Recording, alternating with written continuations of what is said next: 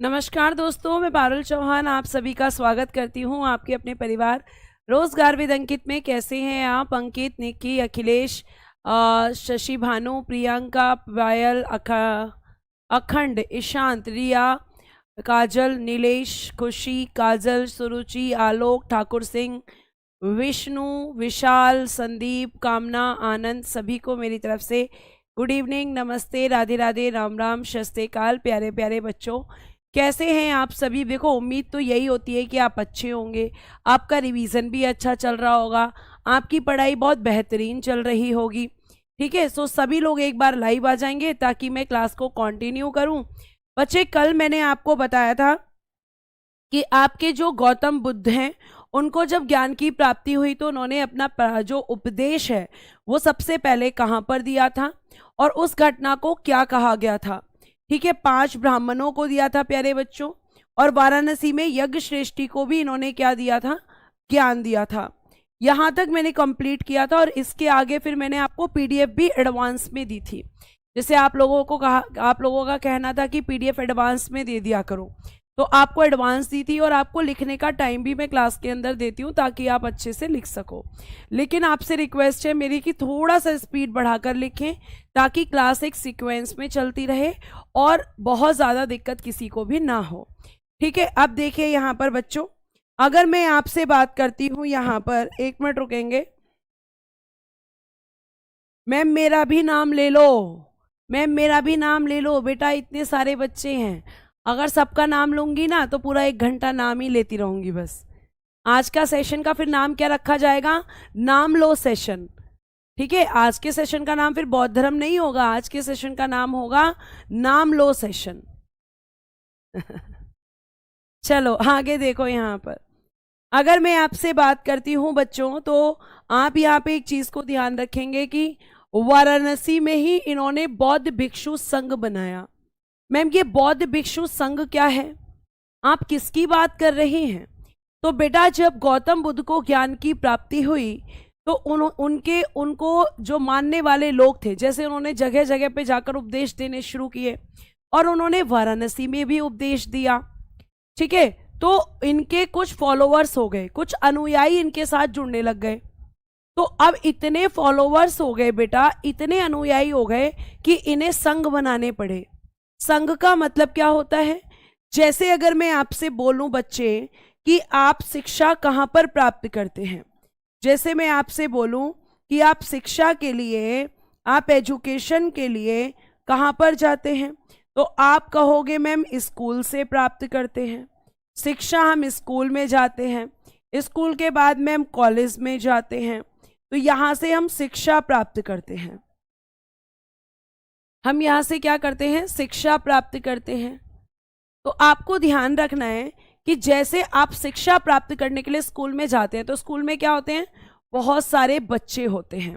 School में कौन होते हैं? बहुत सारे बच्चे। तो उन बहुत सारे बच्चों को एक जगह पर पढ़ाने के लिए ही क्या बनाई जाती है? कि स्कूल नाम की संस्था बनाई जाती है, और उस स्कूल के अंदर कुछ रूल्स एंड रेगुलेशंस होते हैं, कुछ नियम और कानून होते हैं कि आप उनको क्या करेंगे? आप उनको यहाँ पर फॉलो करेंगे और स्कूल में एक व्यवस्था बनाकर रखेंगे। तो ऐसे ही बेटा भगवान बुद्ध को मानने वाले कुछ अनुयायी थे। अनुयायी क्या होते हैं मैम? फॉलोवर्स, जो उस व्यक्ति को फॉलो करते हैं, जो उन्हें अच्छा लगता है, फॉलोवर्स होते हैं। और ये फॉलोवर्स को क्या कहा गया? बौद्ध भिक्षु कहा गया। ठीक है, इंग्लिश में क्या कहेंगे? बौद्ध भिक्षु ही कहेंगे बच्चे। तो इन फॉलोअर्स को क्या कहा गया? बौद्ध भिक्षु। अब जिस तरीके से स्कूल में बहुत सारे आपके स्टूडेंट्स होते हैं, उसी तरीके से आपके बहुत सारे फॉलोअर्स, बहुत सारे बौद्ध भिक्षु हो गए। तो इन सभी बौद्ध भिक्षुओं को एक जगह पर लाने के लिए, ठीक है, इन सभी को एक जगह पर लाने के लिए क्या बनाया गया? एक जगह पर लाने के लिए मैम बौद्ध भिक्षु संघ बनाया गया। इनके स्कूल का नाम क्या था? बौद्ध भिक्षु संघ। बौद्ध भिक्षुओं का एक यूनियन बनाया गया और बेटा जी इस संघ के कुछ नियम भी बनाए गए, क्योंकि जब बहुत सारे लोग एक साथ रहते हैं तो वहां पर रूल्स एंड रेगुलेशंस की जरूरत होती है। तो इन्होंने बौद्ध भिक्षु संघ की स्थापना कहाँ से की? तो आप कहोगे कि मैम वाराणसी से की। तो अब समझ में आया बौद्ध भिक्षु संघ क्या होता है, जहां पर बौद्ध धर्म को मानने वाले बहुत सारे लोग, गौतम बुद्ध को फॉलो करने वाले एक साथ रहते हैं, उसको मैम हम बौद्ध भिक्षु संघ कहते हैं।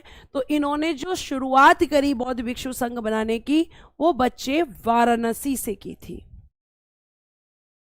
ठीक है, ये कहां से की थी, वाराणसी से की थी। और अगर हम बात करते हैं तो वाराणसी के बाद गौतम बुद्ध कहां पे गए, वाराणसी के बाद वैशाली गए, और वैशाली में जाकर इन्होंने बौद्ध भिक्षुणी संघ बनाया। यहां पे क्या है, बौद्ध भिक्षु संघ, मतलब इसमें कौन होता था, इसमें मेल होते थे, इसमें मेल थे। और उसके बाद इन्होंने बनाया बौद्ध भिक्षुणी संघ। भिक्षुणी मतलब फीमेल्स के लिए, कि जो फीमेल्स गौतम बुद्ध को फॉलो करती हैं, वो यहां पर आकर रह सकती हैं। क्यों मैम, वो अपने घर नहीं रह सकती थी, वो अपने घर नहीं रह सकती थी। प्रिया बेटा, यहां से कोई दिक्कत नहीं है, एक बार आप टेक्निकल टीम से, मतलब हमारी कॉलिंग टीम से बात करो एक बार बेटा, ठीक है। मैम, इनके लिए ये क्यों बनाया जाता था, ये लोग अपने घर भी तो रह सकते थे। तो पहले जब बौद्ध धर्म की शुरुआत हुई तो उन्होंने ये उपदेश दिया कि अगर आप बौद्ध धर्म को अपनाना चाहते हैं तो आपको अपना गृह त्याग करना होगा, आपको अपना घर छोड़ना होगा, और घर छोड़ना होगा तो कहीं तो रहना होगा।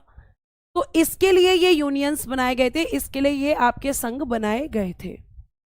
तो आपके किसने, गौतम बुद्ध बेटा, शुरुआत में अगर मैं बात करूं तो महिलाएं घर छोड़ने के लिए बहुत मजबूर होती हैं, मतलब एकदम आसानी से घर नहीं छोड़ पाती है। किसका मानना था, गौतम बुद्ध का। तो गौतम बुद्ध इसमें किसी भी महिला को नहीं, ऐसा नहीं कि महिला लड़ झगड़ के आए और इस संघ का हिस्सा बन जाए, नहीं।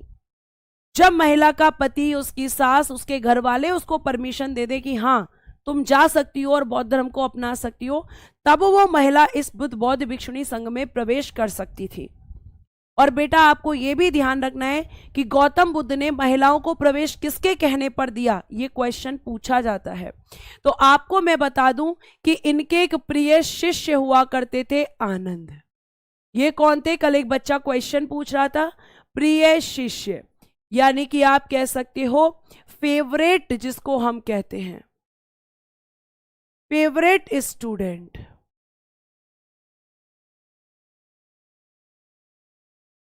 प्रिय शिष्य इनके कौन थे, आप कहेंगे मैम आनंद।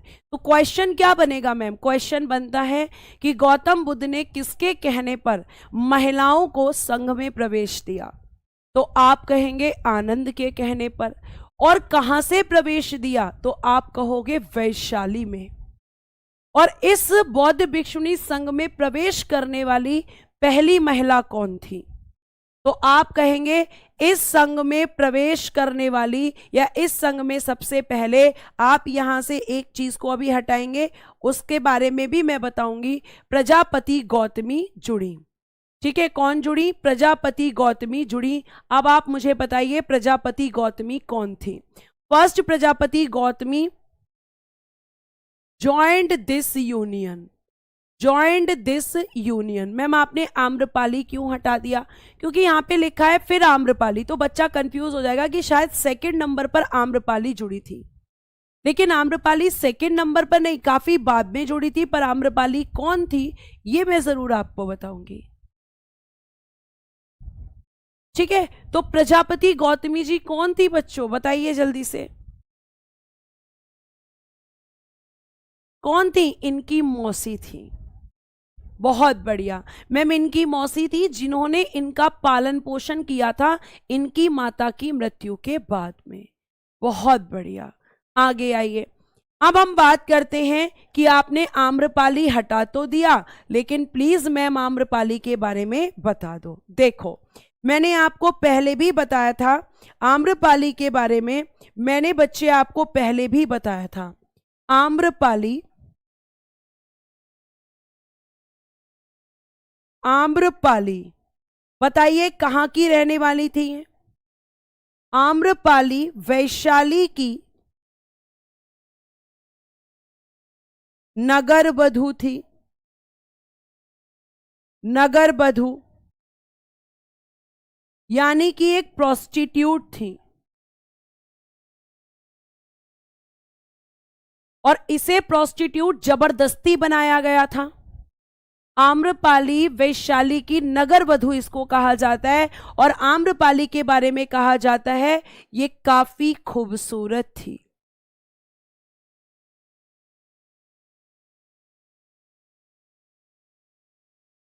ब्यूटीफुल। कहाँ की थी? वैशाली की। ये ऑलरेडी मैं आपको बता चुकी हूं। और ये प्रोस्टिट्यूट कैसे बनी? तो मैम ये इतनी सुंदर थी कि हर राजा इनसे शादी करना चाहता था। तो लोगों ने सॉल्यूशन निकाला कि भाई ऐसे काम नहीं चलेगा, ऐसे काम नहीं चलेगा, ऐसा करो कि सबको बोल दो कि आम्रपाली सबकी वाइफ है आज से। यानी इसकी सुंदरता ने इसको प्रोस्टिट्यूट बना दिया। और बेटा ये जो आम्रपाली है, इस आम्रपाली ने भी क्या किया? आप लिखेंगे आम्रपाली ने भी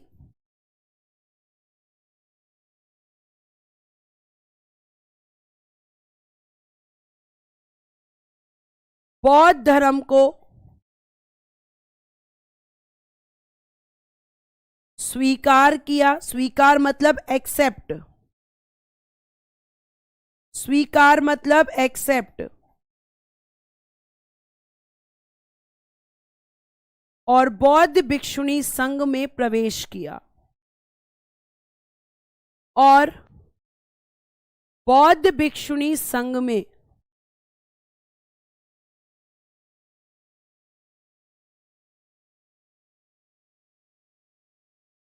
प्रवेश किया। आगे एक और लाइन लिखिएगा इसके बारे में। माना जाता है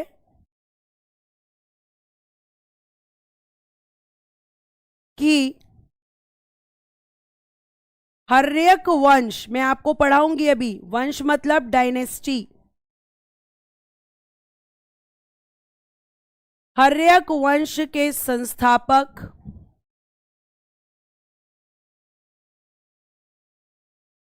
बिंबिसार और आम्रपाली के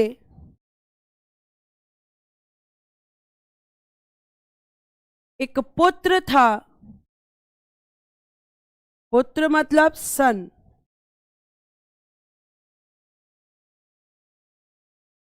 जिसका नाम जीवक था, जिसका नाम जीवक था। और ये जीवक के बारे में आप अभी पढ़ेंगे। इसे बिंबिसार गौतम बुद्ध की सेवा में भेजेंगे। दूसरी महिला नहीं थी बेटा, दूसरी महिला नहीं थी, पर प्रवेश करने वाली महिला थी। तभी तो वहां से हटा दिया मैंने, क्योंकि ज्यादातर बच्चा यही समझता कि ये शायद दूसरी महिला होंगी। नहीं, इसने प्रवेश किया था। और ये कौन थी, ये आपको केवल ध्यान रखना है।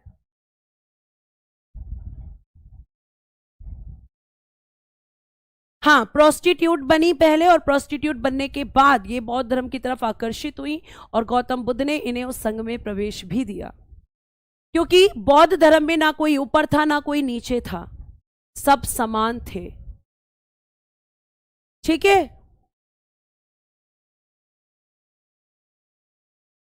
आगे देखिए, आगे आइए।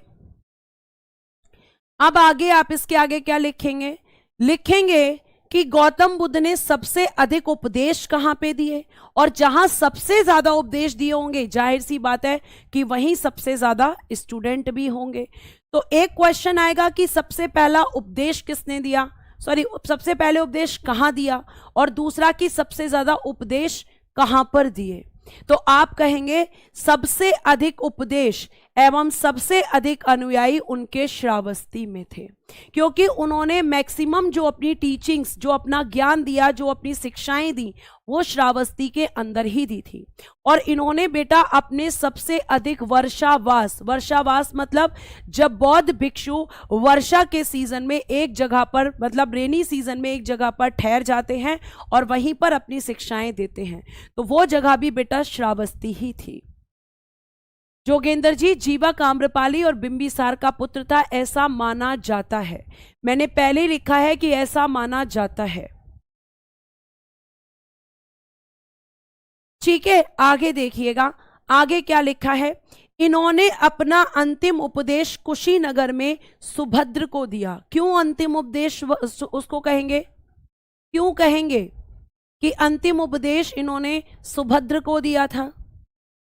क्योंकि बेटा कुशीनगर में ही इनकी मृत्यु हुई थी।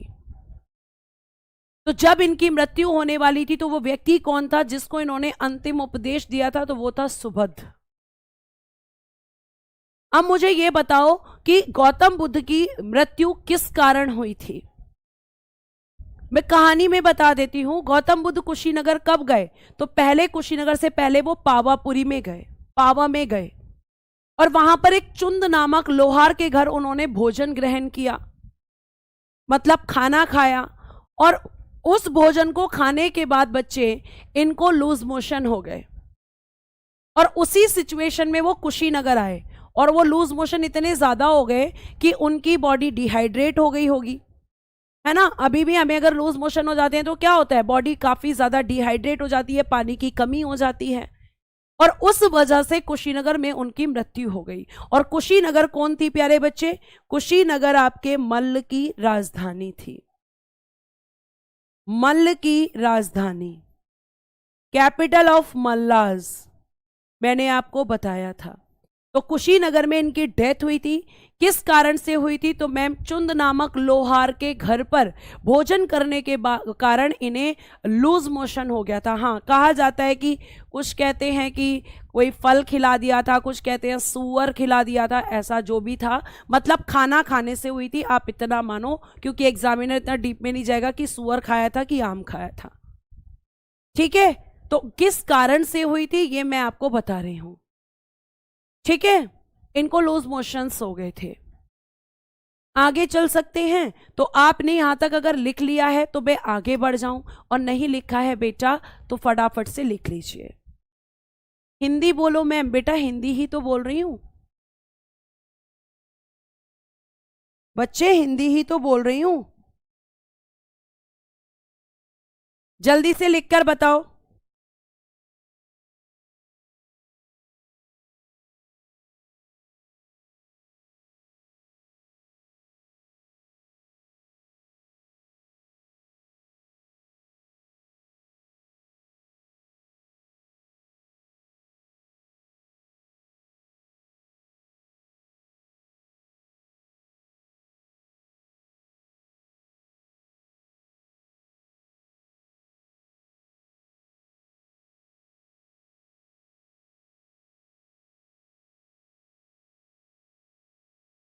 है, अरे वाह मैम, हमने पहले ही लिख लिया है, जल्दी से आगे पढ़ाओ। क्या बात है, आप तो बड़े प्यारे बच्चे हो गए हो आज। चलो आगे आ जाओ बेटा। अब आते हैं कि भाई अब इन्होंने उपदेश दिए, तो आखिर किस भाषा में दिए? उपदेश किस भाषा में दिए? बच्चा कह रहा है ग्रीन कलर का यूज मत करो। लो बेटा, ग्रीन कलर अब मैं छूंगी नहीं, ठीक है, बाकी सारे कलर से पढ़ाऊंगी, पर ग्रीन कलर से नहीं पढ़ाऊंगी। आगे देखिए, इन्होंने सर्वाधिक उपदेश पाली भाषा में दिए। पाली भाषा उस समय की एक लोकल लैंग्वेज थी। जैसे आप में से बहुत सारे बच्चे बोलते हैं कि मैम हिंदी में पढ़ाओ, बहुत सारे बच्चे बोलते हैं कि इंग्लिश में पढ़ाओ। तो ये दोनों क्या हैं? आज के समय की लोकल लैंग्वेज हैं, आज के समय की आपकी स्थानीय भाषा है। तो उस समय पर जो स्थानीय भाषा थी वो क्या थी? पाली। तो इन्होंने जो मैक्सिमम अपने जो आपके शिक्षाएं दी, जो टीचिंग्स दी, वो किस में दी थी? तो आप कहेंगे पाली में दी थी मैम। ये क्वेश्चन सीधा सीधा पूछा जाता है। फिर आता है बेटा कि इन्होंने सर्वाधिक वर्षावास कहां बिताए थे? मैक्सिमम इन्होंने कहां पर? तो श्रावस्ती में। और अंतिम वर्षावास कहां पर? तो कुशीनगर में। कहीं कहीं पर आपको यह देखने के लिए मिलेगा कि किसी किसी जगह लिखा रहेगा वैशाली में, वैशाली में, लेकिन आपका श्रावस्ती ही होगा। क्यों? क्योंकि श्रावस्ती में इन्होंने सबसे ज्यादा समय बिताया, सबसे ज्यादा फॉलोवर्स वहीं के थे और सबसे ज्यादा उपदेश भी इन्होंने वहीं पर दिए। और इनका जो अंतिम वर्षावास था वो कुशीनगर क्यों माना जाता है? क्योंकि कुशीनगर में इनकी डेथ हुई थी। तो ये आपके भगवान बुद्ध के बारे में कि इन्होंने किस भाषा में ज्ञान दिया था। ठीक है, सबसे पहला उपदेश कहां दिया था, अंतिम उपदेश कहां दिया था, ये यहां पर माना जाता है। ठीक है, तो अंतिम वर्षावास इन्होंने, इसकी जगह एक मिनट यहां लिख दिया मैंने गलती से वैशाली, यहां माना जाता है वैशाली में, वो तो ठीक है। वैशाली में अंतिम वर्षावास इन्होंने वैशाली में बिताया था ऐसा माना जाता है, इसको करेक्ट कर लेना। लेकिन कुशीनगर क्यों मानते हैं? क्योंकि कुशीनगर में इनकी डेथ हुई थी। बेटा मैं ये कहना चाह रही हूं कि इन्होंने सबसे अधिक वर्षावास कहां बिताए थे? तो आप कहोगे श्रावस्ती में। अब पूछा जा रहा है अंतिम वर्षावास, तो या तो ऑप्शन में कुशीनगर या वैशाली होगा। तो बेटा जी आप कहोगे मैम क्या आंसर करें? तो आपका वैसे कुशीनगर में इनकी डेथ हुई थी, लेकिन ये वर्षा के टाइम पर कुशीनगर गए थे ऐसा तो नहीं था, तो इसीलिए वैशाली को आप प्रायोरिटी पर रखोगे। प्राथमिकता किसको दोगे? वैशाली को, कुशीनगर को नहीं दोगे, वैशाली को प्राथमिकता दोगे। अगर वैशाली नहीं होगा तब आप कुशीनगर टिक करोगे। मैं ये कहना चाह रही हूं, एग्जाम में क्या जवाब देना है बता रही हूं, वैशाली में अंतिम, क्योंकि कुशीनगर ये एकदम लास्ट टाइम पे गए थे और उस टाइम पे बारिश का सीजन था या नहीं था ऐसा कहीं लिखा नहीं रहता। तो वैशाली आप प्रायोरिटी पर रखोगे, कुशीनगर सेकंड ऑप्शन पे रखोगे अगर वैशाली ऑप्शन में नहीं होगा अंतिम वर्षावास का।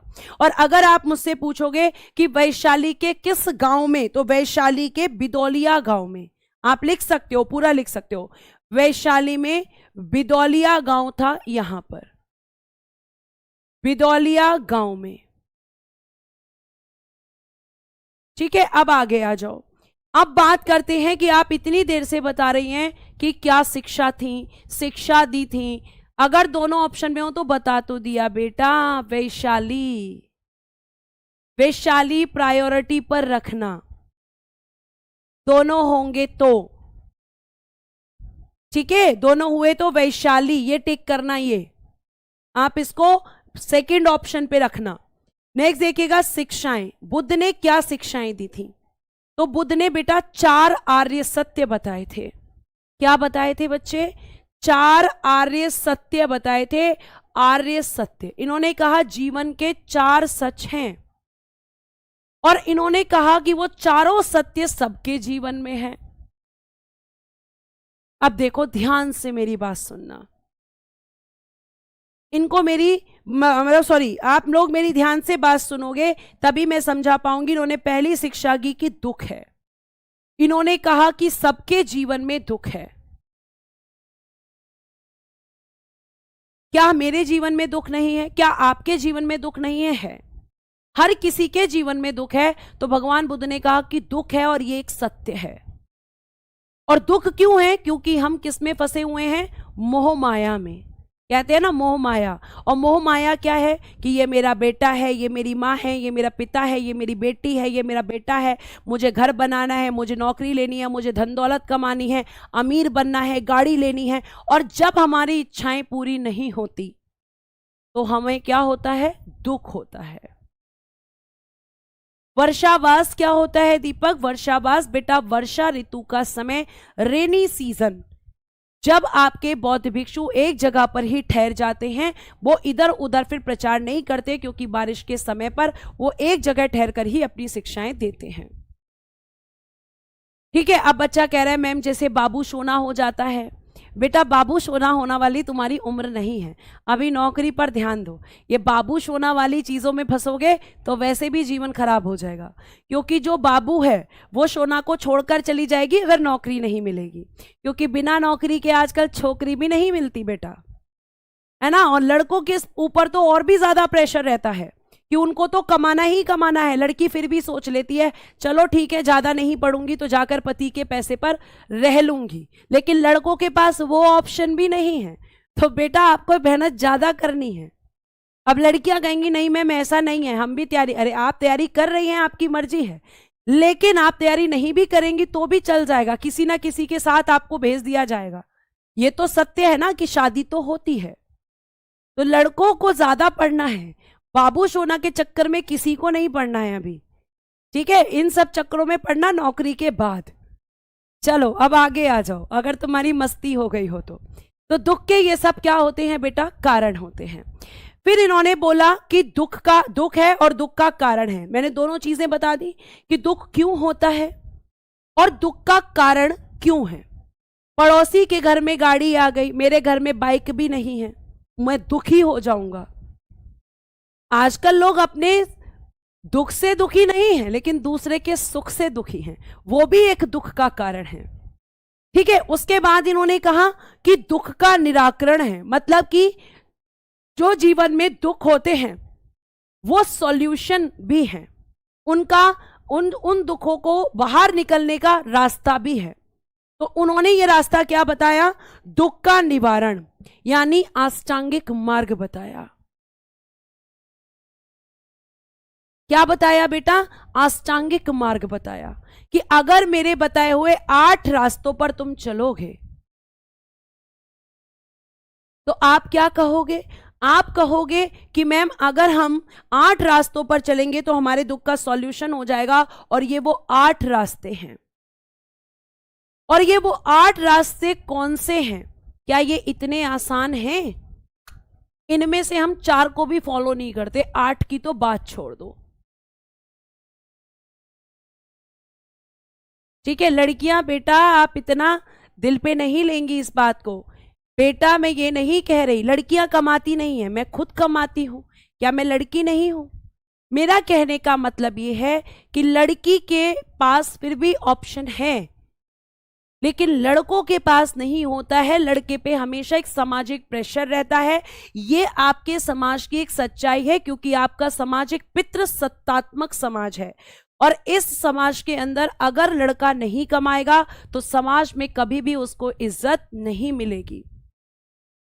लड़की को फिर भी इज्जत मिल जाती है, उसके बाद वो शादी करके अपने घर चली जाती है। अगर वो नहीं भी कर पाती तो पति उसको अपने साथ सेटल करता है, उसकी इच्छाएं पूरी करता है। लेकिन लड़का अगर नहीं करता तो ये उसके जीवन में सबसे बड़ा दुख हो जाता है। जैसे लड़का घर का काम हमेशा नहीं कर सकता, वो लड़की ही करती है, भले ही लड़के कहने लगे नहीं हम तो सब करते हैं।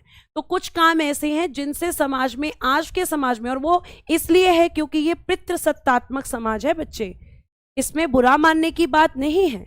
जो लड़कियां पढ़ रही हैं, लड़कियां आज सब कुछ कर रही हैं, आप इसको दिल पे नहीं लेंगे। मैं क्या कहना चाह रही हूं आप उसको समझिए। ऑप्शन की बात चल रही है यहां पर, और मैं खुद बहुत सपोर्ट में हूं। लड़कियां पढ़े, नौकरी ले, अपना नाम आगे बढ़ाएं, अपना एक घर बनाएं, क्योंकि लड़कियों का घर ही नहीं होता।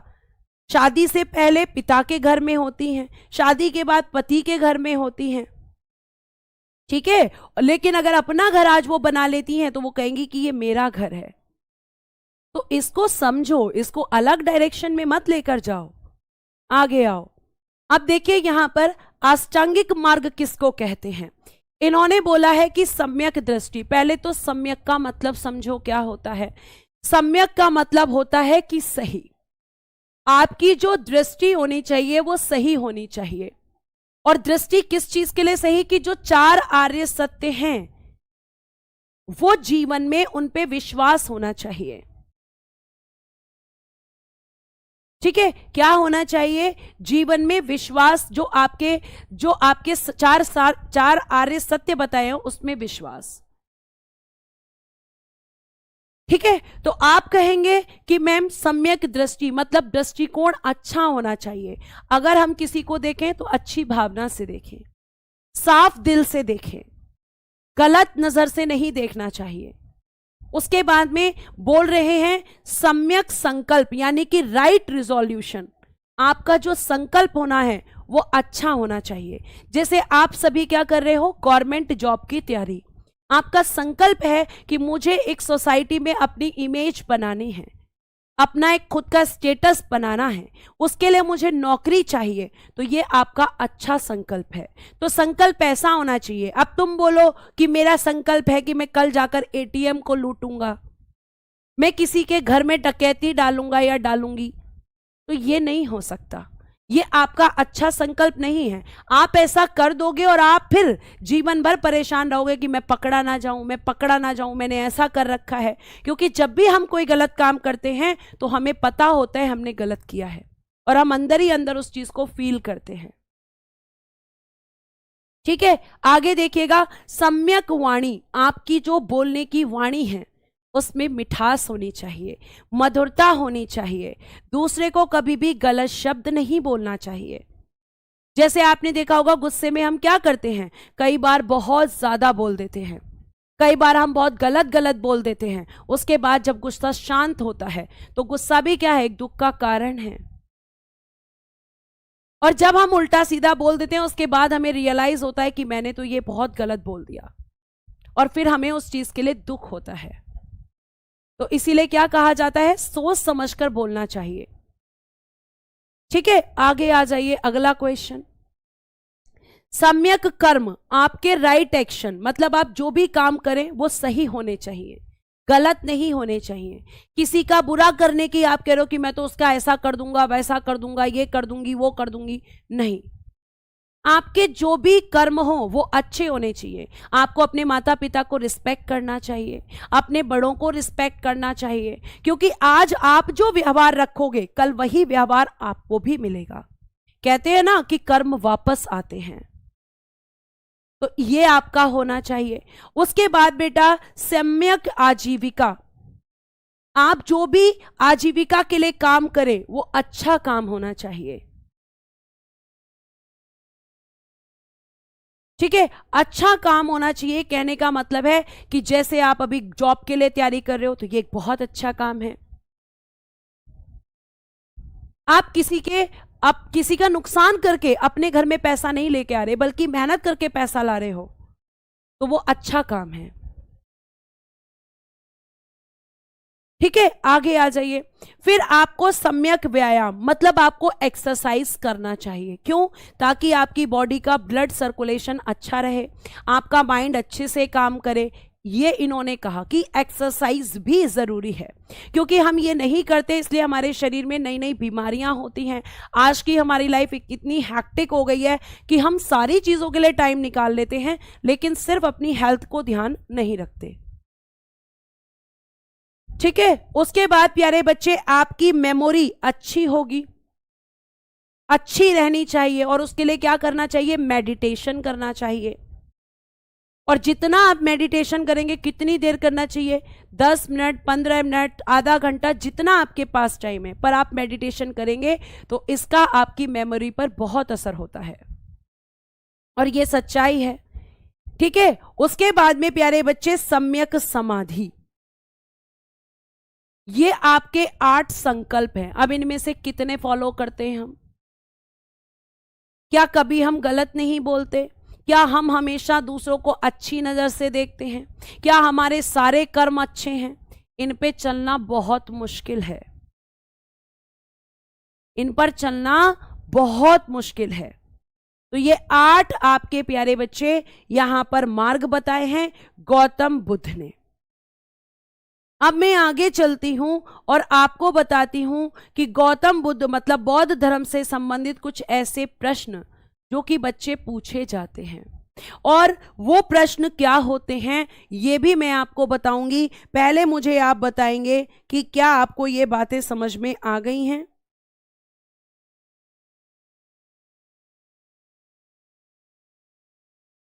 अब ये क्या है मैम? घोड़ा, हाथी, पीपल, मृत्यु, ये सब क्या है? ये क्या लिखा हुआ है यहाँ पर? यहाँ ऐसी चीजें लिखी हुई हैं जो गौतम बुद्ध से संबंधित आपके चीजों का वर्णन करती हैं। जैसे गौतम बुद्ध के लिए प्रतीक चिन्ह यानी सिंबल माने जाते हैं। जैसे उनका जब जन्म हुआ तो कहा जाता है कि उनके जन्म का जो प्रतीक माना जाता है वो कमल और सांड को माना जाता है। किसको माना जाता है? कमल और सांड, यानी कि कमल और बुल और सांड किसका सिंबल होता है? यौवन का, मतलब आपकी टीनेज का। ठीक है। उसके बाद इन्होंने जब गृह त्याग किया, जिस घटना को बेटा आप क्या कहते हो? महाभिनिष्क्रमण कहते हैं मैम। और इस महाभिनिष्क्रमण का जो अगर हम बात करते हैं तो क्या सिंबल होता है? घोड़ा, यानी हॉर्स। गर्भ, जब ये अपनी माता के गर्भ में थे तब इनकी माता ने क्या देखा था? हाथी को देखा था सपने में। तो हाथी इनके जो है गर्भ में जब अपनी माता के थे उसका सिंबल माना जाता है। इनको ज्ञान की प्राप्ति पीपल वृक्ष के नीचे हुई थी। ठीक है, ये पीपल लोग नहीं है, पीपल वृक्ष है। मैंने कल आपको ये बताया था कि इनको ज्ञान की प्राप्ति, देखिएगा कल मैंने आपको बताया था, आ जाते हैं दिखा देती हूं आपका, यहां पर पीपल वृक्ष के नीचे कल बताया था।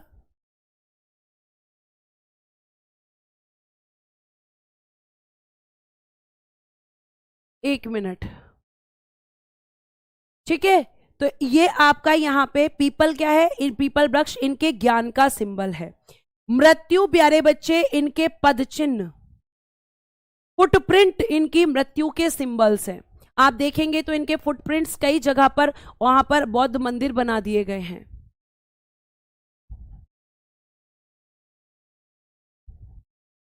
ठीक है, उसके बाद भी प्यारे बच्चे मृत्यु को क्या कहते हैं? मोक्ष, निर्वाण, और यहां पर क्या कहा गया है?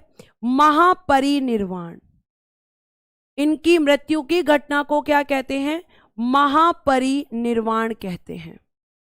मैं आपको एक जगह लिखवाती हूं कि बेटा जब प्रथम उपदेश दिया तो उस घटना को क्या कहते हैं? गृह त्याग किया उस घटना को क्या कहते हैं? और जब इनकी मृत्यु हुई तो उसको क्या कहते हैं? तो प्रथम उपदेश बच्चे धर्म चक्र प्रवर्तन कहते हैं। धर्म चक्र प्रवर्तन, गृह त्याग महाभिनिष्क्रमण, महाभिनिष्क्रमण, और मृत्यु की घटना को कहते हैं महापरिनिर्वाण।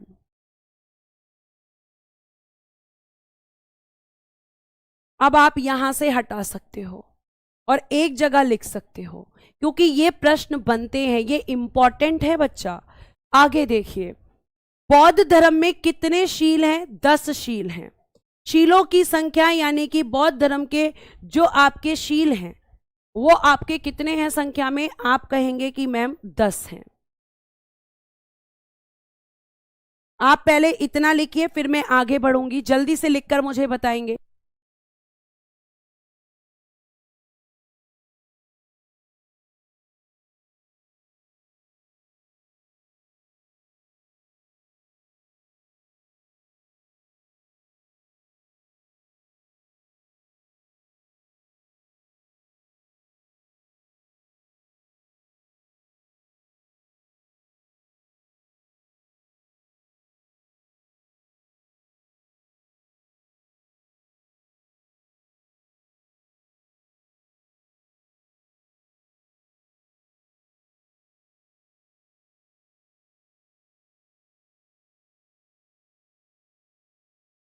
लिख लिया। अब आप में से बहुत सारे बच्चे कह रहे हैं कि मैम आपने सम्यक समाधि नहीं बताया। सम्यक समाधि का मतलब होता है कि आपको एक तरीके से चिंतन में बैठ जाना, आंखें बंद करना और अपना समाधि लगाकर बैठ जाना। अब शील क्या होता है? तो बेटा शील जो है वो इसी सम्यक, ये जो अष्टांगिक मार्ग हैं इनका ही एक हिस्सा होता है, जिसके अंदर नैतिक आचरण, सही व्यवहार, सदाचार, ये सब प्यारे बच्चे आते हैं। ठीक है, शील आपका क्या होता है? तो आप कहोगे कि मैम शील में जैसे अहिंसा नहीं करनी है, सत्य बोलना है, किसी अहिंसा मतलब मारपीट नहीं करनी है, सत्य बोलना है, चोरी नहीं करना है, धन का आपको संचय नहीं करना है, तो ये आपके क्या हैं? शील हैं। शील इसी आपके अष्टांगिक मार्ग का हिस्सा है। ये जो शील है, शील के अंदर क्या क्या आता है, एग्जाम्पल मैं आपको बता देती हूं। एग्जाम्पल की अगर मैं बात करूं, जैसे अहिंसा आपको नहीं करनी है, ठीक है, वायलेंस से दूर रहना है। उसके अलावा आपको प्यारे बच्चे सत्य बोलना है, आपको अस्तेय के मार्ग मतलब चोरी नहीं करनी है, ठीक है। तो कुछ इस तरीके के आपके होते हैं जो कि इसी अष्टांगिक मार्ग का हिस्सा होते हैं, ठीक है। ये आपको ध्यान रखना है, तो ये आपको पता होना चाहिए। और सम्यक समाधि का मतलब सही एकाग्रता या ध्यान होता है कि आप अपना ध्यान सही दिशा में लगाएं। जब चिंतन करें, आंखें बंद करें तो सही चीजों को सोचें। मुझे लगा कि आपको पता ही होगा कि समाधि क्या होता है। आपने देखा होगा ऋषि मुनि समाधि पर बैठ जाते हैं। जो आपको नहीं पता है आप मुझसे पूछो, बेटा मैं सब बताऊंगी, ठीक है। अस्ते क्या होता है मैम? अस्ते का मतलब बेटा चोरी नहीं करना होता है, कि आपको चोरी नहीं करनी है। अजय आप क्या पूछ रहे हैं बेटा? आपका भी उत्तर दूंगी अगर मैं आपके कमेंट के समय इस तरफ देख रही होंगी तो। आप देखो, आगे मैं बात करती हूं बौद्ध साहित्य के बारे में, बौद्ध लिटरेचर के बारे में हम बात करते हैं। और जब हम बौद्ध लिटरेचर के बारे में बात करते हैं तो बौद्ध साहित्य को त्रिपिटक में बताया गया है। अब ये त्रिपिटक मतलब 3 ऐसी चीजें जिसमें बौद्ध धर्म के बारे में चीजों को बताया गया है।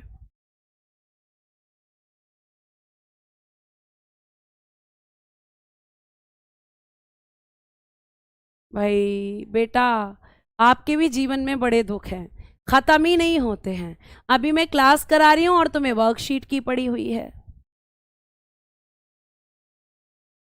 कमाल कर देते हो कभी कभी तो ना, तुम इतना कमाल करते हो कि काश तुम मेरे सामने होते और फिर मैं तुम्हें बताती कि बीच में जो तुम सुनते नहीं हो मेरी बातों को, फिर क्या होता। फिर मेरे हाथ में एक डंडा होता और तुम्हारा हाथ होता। काश ऐसा होता, ऑनलाइन डंडा होता, कितना मजा आता ना। मतलब वर्कशीट का भी बता दूंगी, पहले यहां तो सुन लो। हद हो गई। हाँ आगे आ जाओ। बौद्ध साहित्य में क्या है? त्रिपिटक के बारे में। तो बौद्ध लिटरेचर जो है वो त्रिपिटक के बारे में है। तो बौद्ध साहित्य पूरा का पूरा किसमें है? त्रिपिटक में। अब मैं त्रिपिटक क्या होता है, तो बेटा त्रिपिटक में पहला होता है विनय पिटक, और विनय पिटक को लिखने वाले हैं उपाली शिष्य। किसके शिष्य थे बेटा? गौतम बुद्ध के। और विनय पिटक आपके प्रीवियस ईयर में आरआरबी ने पूछा है, और ये आपका आरआरबी द्वारा पूछा गया है कि विनय पिटक क्या है या त्रिपिटक क्या है। ये दोनों क्वेश्चन पूछे गए हैं। तो त्रिपिटक में आपका विनय पिटक, सुत्त पिटक, अभिधम्म पिटक। और आपका त्रिपिटक में जो विनय पिटक है वो उपाली शिष्य ने इसको लिखा है, और इसमें बौद्ध संघ के नियम हैं। बौद्ध संघ समझते हो? जहां पर बौद्ध भिक्षु एक साथ रहते थे, जहां पर बौद्ध भिक्षु एक साथ रहते थे। तो उस बौद्ध संघ में क्या क्या नियम रहेंगे वो किस में लिखा है बेटा? विनय पिटक में। ठीक है, ये आपको ध्यान रखना है। और उसके बाद दूसरा है आपका सुत्त पिटक। और सुत्त पिटक को लिखने वाले कौन हैं? तो मैम सुत्त पिटक को लिखने वाले हैं आनंद। आनंद कौन थे? तो आप कहोगे मैम गौतम बुद्ध के प्रिय शिष्य थे। कौन थे आनंद? आप कहोगे गौतम बुद्ध के प्रिय शिष्य थे, और इन्होंने लिखा है गौतम बुद्ध के उपदेशों को। जो भी गौतम बुद्ध की टीचिंग्स थी उनके बारे में किसने बताया है? गौतम ने, सॉरी आनंद ने। आनंद ने बताया है गौतम बुद्ध के उपदेशों को। और अभिधम्म पिटक को किसने लिखा है? वो लिखा है मोगली शिष्य ने। तो किसने किसको लिखा है ये आपको बताना है। अब ये जो आपका नीचे दिया गया है यहां पर कि सुत्त पिटक में गाय को क्या क्या कहा गया है। सुत्त पिटक के अंदर गाय को अनंदा, वनंदा और सुखदा कहा गया है, यानी आनंद देने वाली, सुख देने वाली। गाय के लिए सुत्त पिटक में क्या क्या वर्ड यूज हुए हैं? तो आप कहोगे अनंदा, वनंदा और मैम सुखंदा। ये गाय के लिए यूज होने वाले बेटा आपके यहां पर ध्यान रखिएगा वर्ड्स हैं। और सुत्त पिटक को मैं अगर आपसे बात करती हूं, जो कि आपके आनंद ने लिखा है, उसे 5 भागों में विभाजित किया गया है। देखिएगा, बच्चा कह रहा है मोगली जंगल में रहता है। हाँ, मोगली जंगल में रहता है। देखो, सुत्त पिटक को 5 भागों में विभाजित किया गया है। और ये 5 भाग कौन से हैं बच्चे? तो पहला है खुंदक निकाय। अब आपका इसमें से क्वेश्चन आया, क्योंकि बच्चा कहता है इतना डीप थोड़ी पूछेगा। अरे पूछ लिया भैया। अब देखो क्या पूछा, जातक कथाएं क्या हैं? तो जातक कथाएं लिखिएगा, बुद्ध के जन्म से पूर्व की घटनाएं, यानी जब गौतम बुद्ध का जन्म नहीं हुआ था उससे पहले की जो आपके इंसिडेंट्स हैं, उससे पहले की जो घटनाएं हैं, उन्हीं को हम जातक कथाएं कहते हैं। और जातक कथाएं किसके अंदर आती हैं? तो सुत्त पिटक के खुंदक निकाय के अंदर आती हैं।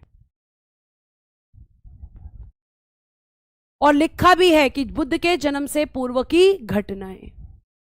और इनकी संख्या कितनी है? 549। संख्या कभी नहीं पूछी जाती, लेकिन यह जरूर पूछा गया है कि जातक कथाओं का संबंध किससे है? तो बेटा जातक कथाओं का संबंध जो है वो बुद्ध के जीवन से पूर्व जो घटनाएं घटी हैं उनसे है। दूसरा कौन सा है इसका पार्ट? अंगुत्तर निकाय, जिसमें 16 महाजनपद की संख्या बताई गई है। क्या ये क्वेश्चन पूछा गया है? जी हां। 16 महाजनपद किसमें हैं? तो अंगुत्तर निकाय और भगवती सूत्र के अनुसार। भगवती सूत्र जैन धर्म से संबंधित है और अंगुत्तर निकाय बौद्ध धर्म से।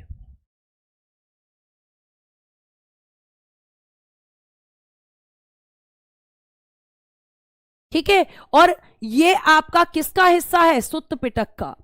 तीसरा है दीघ निकाय, चौथा है मंजिम निकाय, पांचवा है संयुक्त निकाय। और अभी मैं अब लास्ट आपको पढ़ाने वाली हूं, क्योंकि मुझे रिवीजन भी तो करवाना है, मुझे आपको याद भी तो करवाना है। आगे देखिए, बौद्ध धर्म में बेटा त्रिरत्न बताए गए हैं, और ये त्रिरत्न आपको जैन धर्म में भी देखने के लिए मिलेंगे। अब इसमें त्रिरत्न क्या है? बौद्ध, बौद्ध का मतलब होता है ज्ञान, नॉलेज। धम्म, धम्म का मतलब होता है शिक्षा। और बेटा संघ का मतलब जहां पर आपके सारे बौद्ध भिक्षु रहते हैं। तो बौद्ध, धम्म और संघ, ये बौद्ध धर्म में त्रिरत्न हैं। जैन धर्म के त्रिरत्न भी क्या ये यहां पर यही होंगे? नहीं, जैन धर्म में अलग होंगे। अब हम चलते हैं क्वेश्चंस की तरफ और कुछ पूछ लेते हैं आपसे क्वेश्चन, और सारे बच्चों को कोशिश करनी है कि आंसर एकदम सही दें। चलिए बताइए बेटा, प्रथम उपदेश कहां पर दिया? प्रथम उपदेश कहां पर दिया और किसको दिया? नेक्स्ट बताइएगा, प्रथम उपदेश को क्या कहा जाता है? क्या कहा जाता है? उपदेश किस भाषा में दिए? उपदेश किस भाषा में? नेक्स्ट, मृत्यु कब और कहां? कब और कहां? मृत्यु के समय आयु कितनी थी? आयु। मृत्यु की घटना को क्या कहते हैं? सर्वाधिक उपदेश कहां दिए?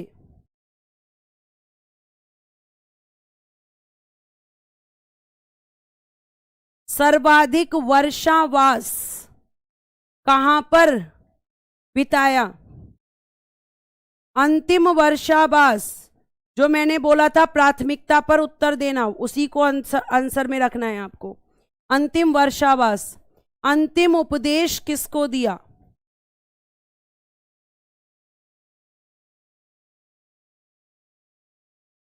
बौद्ध भिक्षुणी संघ कहां बनाया? बौद्ध भिक्षुणी संघ कहां बनाया? किसके कहने पर बनाया?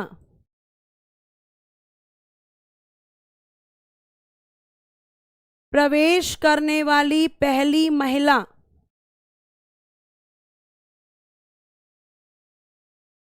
पहली महिला। कल बेटा हम इसको खत्म करेंगे और जैन धर्म की तरफ बढ़ेंगे। फिर ये सब आपको पता होना चाहिए। तो क्या हमें नहीं पता है? मैम हमें पता है, हमें सब पता है। उसके बाद में कितने आर्य सत्य हैं? कितने आर्य सत्य? दुख के निवारण के कितने मार्ग हैं?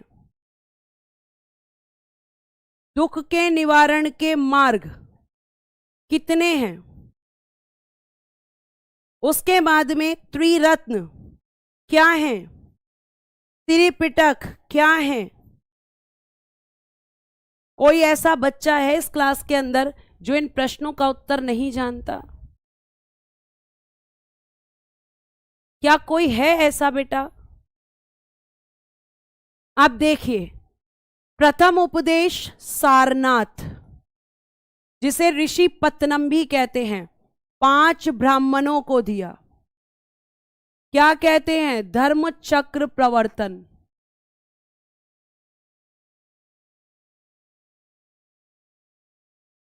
किस भाषा में? पाली। मृत्यु 483 बीसी, कुशीनगर। कितनी एज थी मैम? 80 वर्ष की आयु। इस घटना को क्या कहते हैं? महापरिनिर्वाण। सर्वाधिक उपदेश, सर्वाधिक वर्षावास श्रावस्ती, अंतिम वर्षावास वैशाली, अंतिम उपदेश सुभद्र को दिया। सुभद्र को। कहां पर? कुशीनगर में। कुशीनगर में सुभद्र को। ठीक है। उसके बाद में बौद्ध भिक्षुणी संघ वैशाली में। किसके कहने पर? आनंद के कहने पर। प्रवेश करने वाली पहली महिला प्रजापति गौतमी। कितने आर्य सत्य थे? 4। दुख के निवारण का मार्ग अष्टांगिक मार्ग। त्रिरत्न कौन से थे? बौद्ध, धम्म और संघ। बौद्ध, धम्म और बेटा संघ। त्रिपिटक में क्या आएगा? विनय, सुत्त और अभिधम्म। पिटक आप लगा देना अपने आप। अभिधम्म पिटक, इनको कहते हैं त्रिपिटक। और अगर आपको क्लास अच्छी लगी और आपको ये सारी चीजें याद हुई, कल क्या पढ़ेंगे मैम? पहले ही बता देती हूं। कल हम पढ़ेंगे बौद्ध संहिता। सबसे ज्यादा प्रीवियस ईयर में पूछे गए प्रश्न इन्हीं से हैं। ठीक है, तो आज हम इतना ही रखते हैं।